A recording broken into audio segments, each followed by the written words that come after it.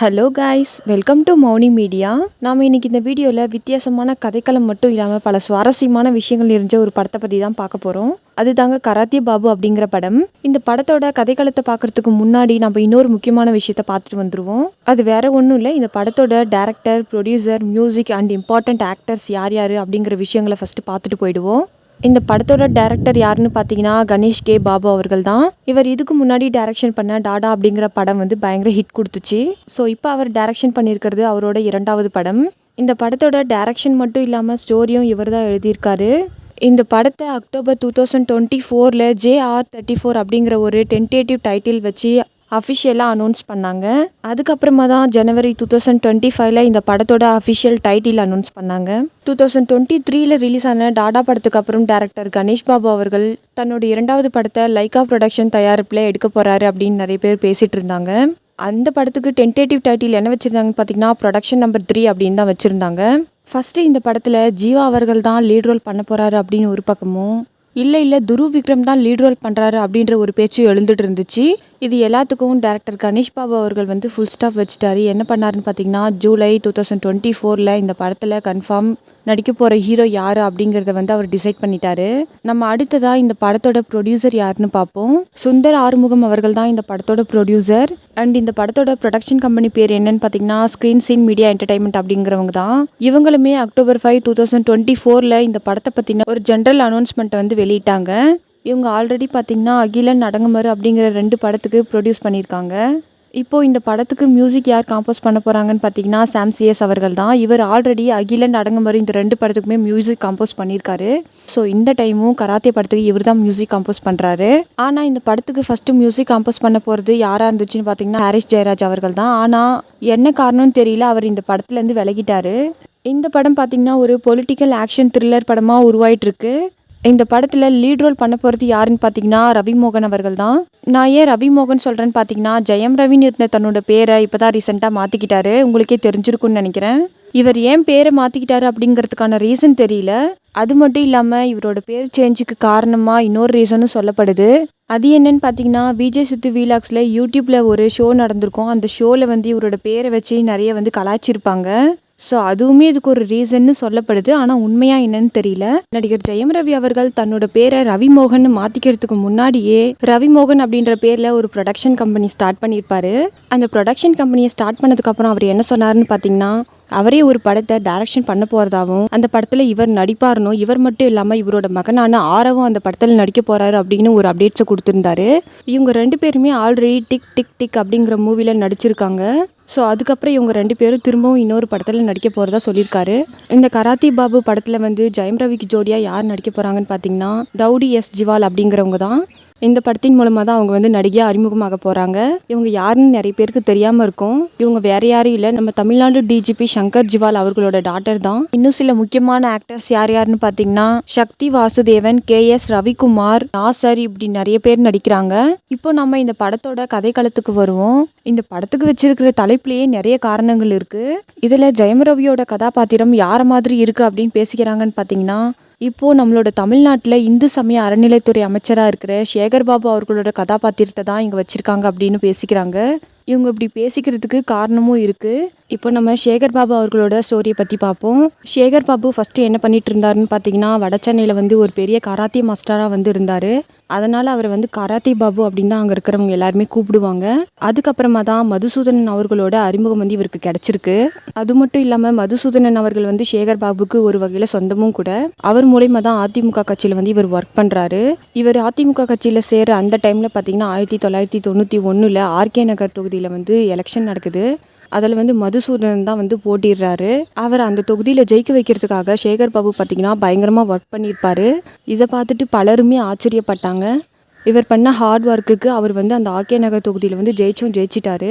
மதுசூதனன் அவர்கள் அந்த தொகுதியில் ஜெயிச்சதுக்கு அப்புறமா அவர் வெற்றி பெறதுக்கு காரணமாக இருந்த எல்லாருக்குமே ஏதாவது பண்ணணும் அப்படின்ற ஒரு நோக்கத்தோடு இருந்தார். அந்த வகையில் நம்ம சேகர் பாபுக்கும் ஒரு சின்ன பதவியை கொடுத்தாரு. என்ன பதவின்னு பார்த்தீங்கன்னா அந்த வகையில் அந்த அஇஅதிமுக கட்சியில் ஒரு வட்ட செயலாளர் பதவியை இவருக்கு கொடுக்குறாங்க. இந்த பதவி வந்து அந்த அளவுக்கு உயர்ந்த பதவி இல்லைனாலும் அதுலேயுமே தன்னோட உழைப்பை வந்து அதிகமாக கொடுத்துருப்பாரு சேகர் பாபு. அதுக்கப்புறம் என்ன ஆகுதுன்னு பார்த்தீங்கன்னா, நம்ம எம்ஜிஆர் அவர்கள் வந்து மறைஞ்சிடுறாரு. கட்சியில் வந்து பல விரிசல்கள் வருது. அந்த டைமில் இவர் யோசிக்காமல் என்ன பண்ணாருன்னு பார்த்தீங்கன்னா, அவரோட தலைவர் மதுசூதனன் அவர் எந்த கட்சியில் இருக்காரோ அந்த பக்கமே இவரும் நிற்கிறாரு. அதுக்கப்புறம் அந்த கட்சியை வந்து ஜெயலலிதா அவர்கள் தான் எடுத்து நடத்துகிற மாதிரியான சூழல் வருது. ஜெயலலிதா அவர்கள் முதலமைச்சர் பதவிக்கு வந்ததுக்கு அப்புறமா அவர் மேலேயும் ஊழல் குற்றச்சாட்டுகள் வச்சு அவங்களையும் வந்து இது பண்ணிடுறாங்க. அவங்க மேலே ஊழல் குற்றச்சாட்டு இருந்ததுனால அவங்க கிட்ட இருந்த செக்யூரிட்டி எல்லாத்தையுமே கவர்மெண்ட் வந்து வாபஸ் வாங்கிக்கிறாங்க. அப்போ வந்து அவங்க யாருமே இல்லாமல் ஒரு நிராயுத பாணியாக வந்து நிற்கிறாங்க. அந்த டைமில் சேகர் பாபு என்ன பண்ணியிருப்பாருன்னு பார்த்தீங்கன்னா, அவர் மூலமாக தெரிஞ்ச ப்ரைவேட் செக்யூரிட்டிஸை வச்சு ஜெயலலிதா அவர்களை வந்து ப்ரொடெக்ட் பண்ணியிருப்பாரு. இதை பார்த்து ஜெயலலிதாவுக்கு வந்து அவர் மேலே ஒரு நல்ல மரியாதை வருது. இதனால் சேகர் பாபுக்கு அவங்க என்ன பண்ணாங்கன்னு பார்த்தீங்கன்னா, 2001 ஆர்கே நகர் தொகுதியில் மாவட்ட செயலாளர் பதவியை கொடுக்குறாங்க. அந்த பதவியை அவர் வந்து திறம்பட செயல்பட்டுட்டு வந்தார். அதுக்கப்புறமா 2001 நடந்த ஆர்கே நகர் தொகுதி சட்டமன்ற தேர்தலையும் இவர் நிற்கிறாரு. நின்று ஜெயிச்சும் காட்டிடுறாரு. இவர் வந்து இந்த பதவியிலேருந்து விலகணும் அப்படின்னு பல திட்டங்களும் பல பேர் போடுறாங்க. ஆனால் முடியல. ஸோ அதுக்கப்புறம் வந்து இவங்களோட ஆட்சி காலம் முடியுது. திரும்பவும் 2006 நடக்கிற எலெக்ஷனில் அதே ஆர்கே நகர் தொகுதியில் இவர் நிற்கிறாரு. நின்று அதுலேயும் திரும்பவும் ஜெயிக்கிறாரு. ஜெயிச்சு தன்னோட பணியை வந்து சிறப்பாக செஞ்சுட்டு இருந்தாரு. அதுக்கப்புறம் இவர் மேலே இல்லாத பல குற்றச்சாட்டுகளை வந்து ஜெயலலிதாவுக்கு தொடர்ந்து லெட்டர் மூலமாக எழுதி அனுப்பி இவரோட பதவியை பறிக்கிறதுக்காக பல வேலைகளும் பண்ணாங்க. அதுக்கப்புறம் வந்து இவரோட பதவியும் போயிடுது. இவருமே அந்த கட்சியிலேருந்து விலகி வந்து திமுகவில் வந்து இணைஞ்சிடறாரு 2011. இவர் திமுகவில் இணைஞ்ச அந்த வருஷம் வந்து திரும்பவும் ஒரு எலெக்ஷன் நடக்குது. அதே ஆர்கே நகர் தொகுதியில் இவர் நிற்கிறாரு. ஆனால் வந்து வின் பண்ணலை. அதுக்கப்புறம் இவர் வந்து 2016 நடந்த எலெக்ஷனில் திமுக சார்பாக துறைமுகம் தொகுதியில் வந்து நிற்கிறாரு. நின்று வெற்றியும் பெற்றுறாரு. அவர் அந்த எலெக்ஷனில் ஜெயிச்சதுக்கு அப்புறமா அவர் மேலே மிகப்பெரிய ஒரு மதிப்பு வருது. திமுக தலைவர் கருணாநிதி மற்றும் ஸ்டாலின் அவர்கள் 2 பேருமே இவர் மேலே வந்து நிறைய மதிப்பு வருது.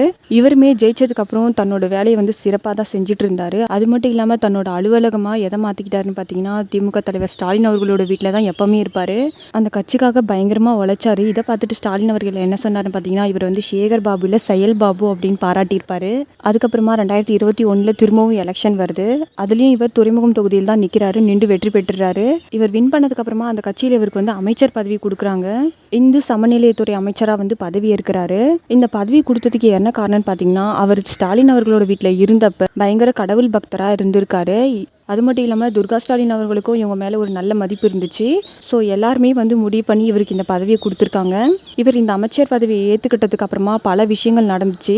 அதில் ஒன்று தான் அனைத்து சாதியினரும் அர்ச்சகர் ஆகலாம் அப்படிங்கிற ஒரு திட்டம். இதை வந்து நிறைய பேர் வந்து செயல்படுத்தணும்னு நினச்சிருப்பாங்க. எக்ஸாம்பிளுக்கு கலைஞர் மற்றும் அதுக்கு முன்னாடி பெரியார் இப்படி எல்லாருமே நினச்சிருப்பாங்க. ஆனால் இவர் பதவி ஏற்றுக்கினதுக்கு அப்புறமா தான் இந்த திட்டம் வந்து செயல்படுத்தப்படுது.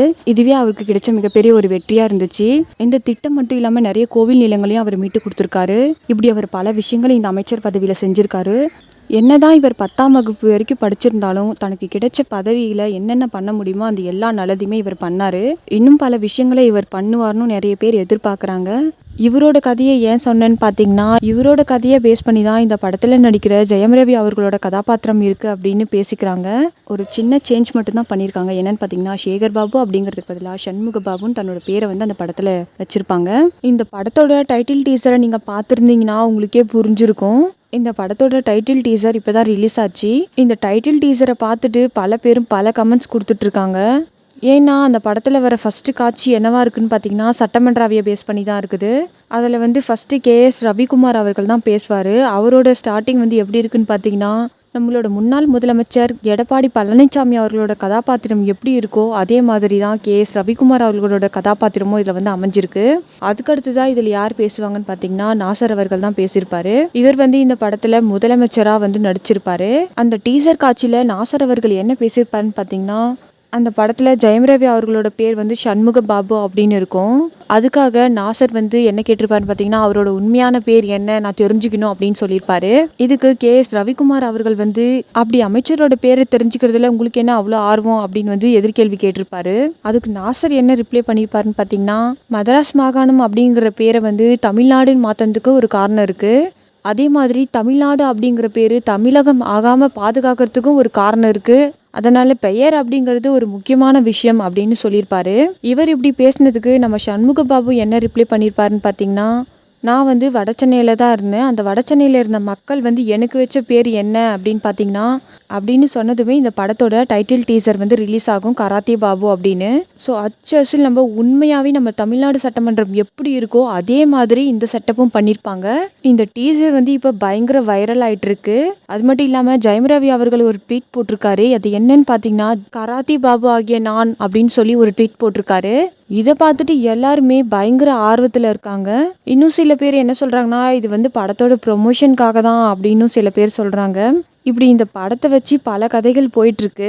நீங்கள் இந்த படத்தோட டீசரை பற்றி என்ன நினைக்கிறீங்க அப்படிங்கிறத கமெண்ட்டில் சொல்லுங்கள். இந்த மாதிரியான இன்ட்ரெஸ்டிங்கான விஷயங்களை தெரிஞ்சுக்க எங்கள் மௌனி மீடியா சேனலை ஃபாலோ பண்ணுங்கள். தேங்க்யூ.